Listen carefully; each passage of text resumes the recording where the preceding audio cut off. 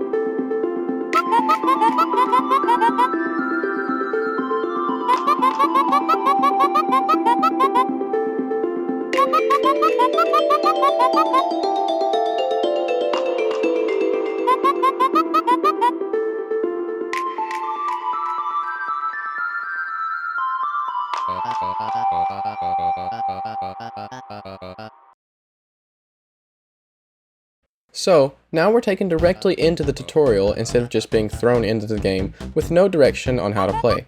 Same old tutorial, just with a little bit of extra stuff thrown in. Previously, there were around 2 rooms you would have to traverse through without the game even telling you how to do so. Then, you would learn how to battle and dodge attacks before you were ever truly taught how to move around.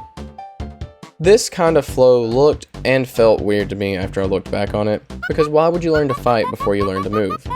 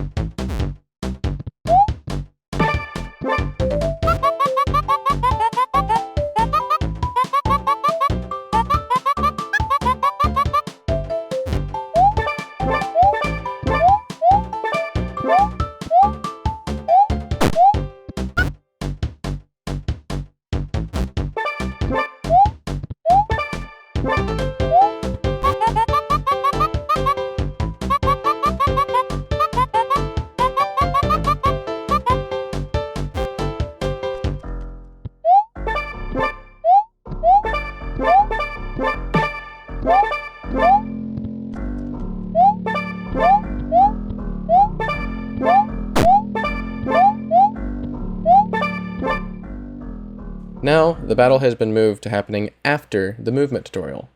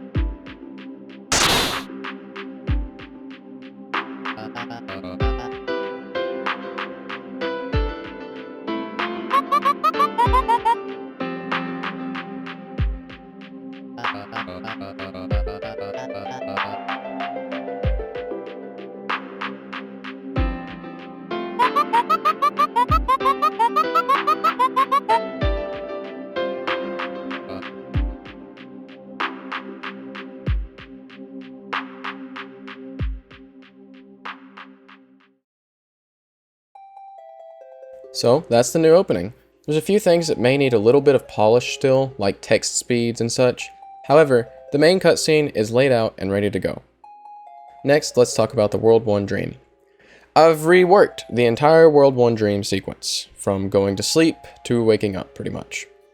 A certain character's absence in the opening now makes me feel the need to remove them from this cutscene too, and instead have it explain a bit more of the story of Dusty Rock.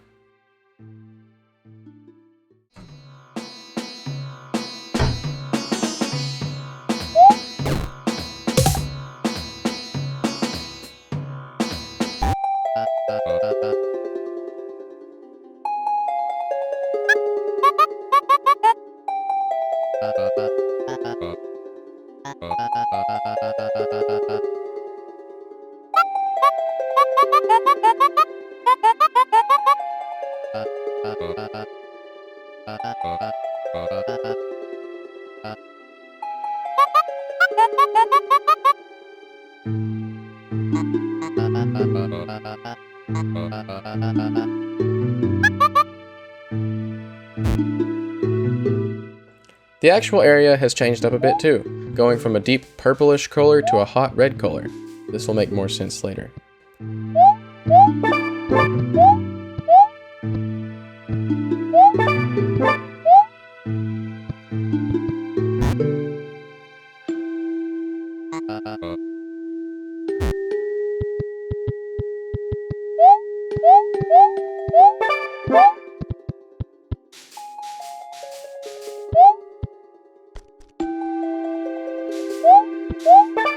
This area capitalizes on being a part of a dream, so we can have some unnatural platforming segments to test your skill a bit. Though, you can't actually take damage here if you fall, since it is just a dream.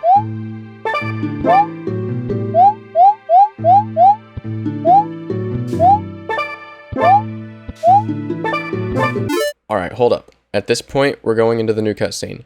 If you don't want spoilers, now is your time to skip to the technical changes segment.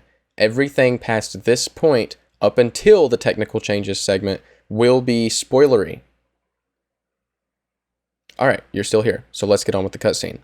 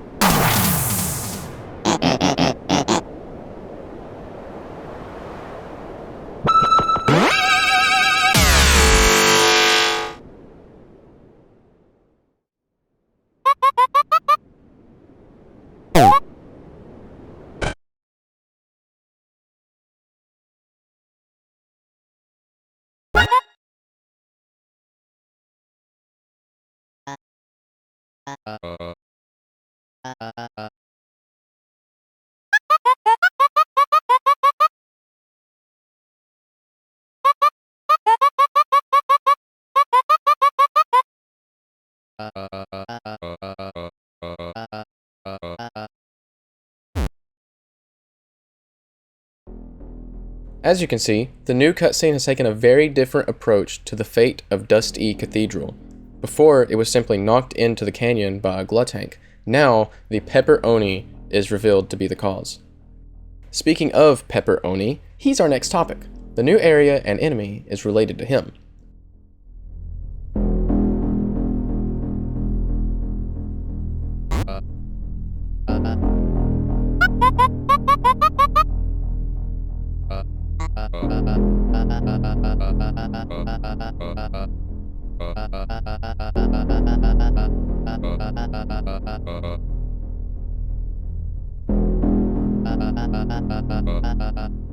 Before, you would simply bring the illegal hot sauce to the hidden room inside of Dusty Temple, and then you would be able to trigger the fight with him.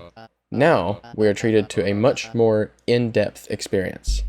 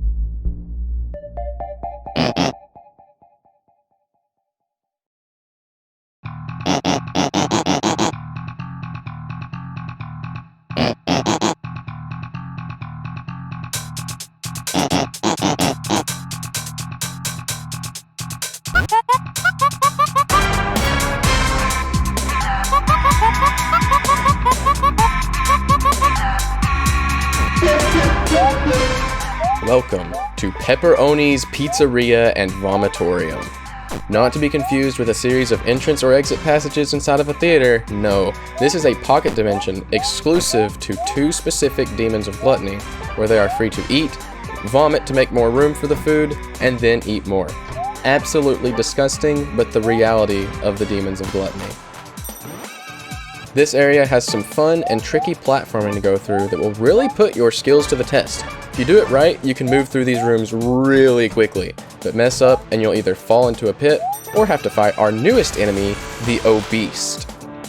The O-Beast are a type of Cyclops demon of gluttony, capable of spitting controllable flames, shooting flame lasers, and using those controllable flames to remake bouncy screensavers.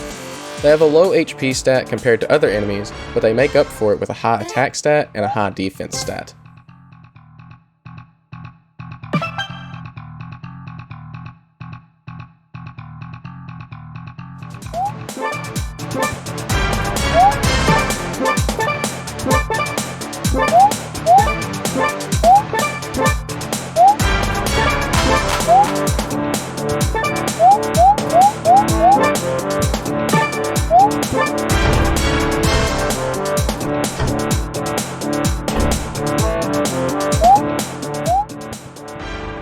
Nearing the end of the vomitorium, we have one more cutscene that we're going to trigger.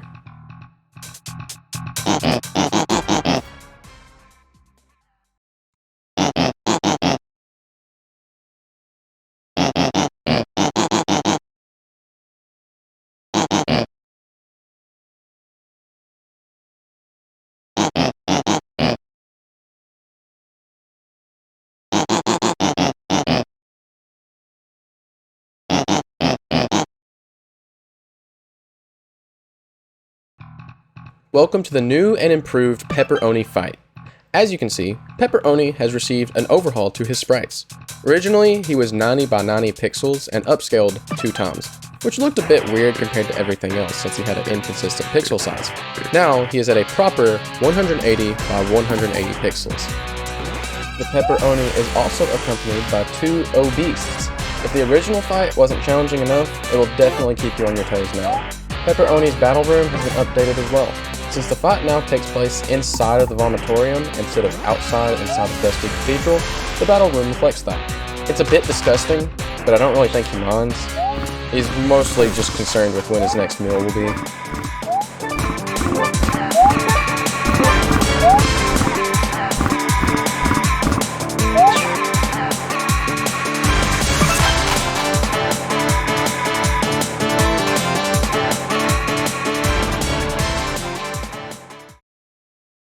Alright, now we're going to move on to the technical changes. I had a massive list of different things that have gotten changed over this past month, so I'm going to just list those off now. These changes are as minor as sprite changes, and as large as total reworks. And this isn't even counting the stuff that I just talked about a few minutes ago. So, here they all are. The standard battle theme, Enemy Encounter, has had its mixing improved. Enemy Encounter has new rhythm charts. The event boss theme, Formidable Foe, has been changed and is now a new song entirely. Formidable Foe has entirely new rhythm charts. The World 1 rhythm track, New Beginnings, has been majorly changed, and New Beginnings has new rhythm charts. The track, Belly Glutton, has been improved. Belly Glutton also has new rhythm charts. The track, All You Can Eat, has been changed and is now a new song entirely. All You Can Eat has new rhythm charts. The track, Yui Tenshi, has been updated. The track, Dusty Rock Desert, has been updated. The track, The Town of Dusty Rock, has been updated. The track, The Temple Under the Dust, has been entirely reworked. Chet Archie has been resprouted. Samantha, the Green Sun Smoothies employee, has been resprouted. Mayor Big Top and all the World 1 NPCs have had their sprites updated.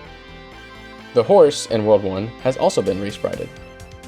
Glutank and a related character have updated dialogue sprites. Hector has updated dialogue sprites. Asynchronous music loading has been removed.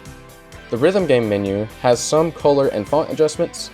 The shop menu has been entirely reworked. Yui has a new voice sound. Samantha has a new voice sound. Big Top has a new voice sound. Autumn has a new voice sound. Female World 1 NPCs have new voice sounds. Fancy doors have been implemented everywhere applicable. The HP and AP display has been updated a bit. I've added a global GUI scale for the HP and AP display. It is now possible to rebind controls. There is a control test room also implemented inside the control menu. I've made adjustments to nearly every single World 1 room. I entirely reworked the level up system to support multiple characters and level ups.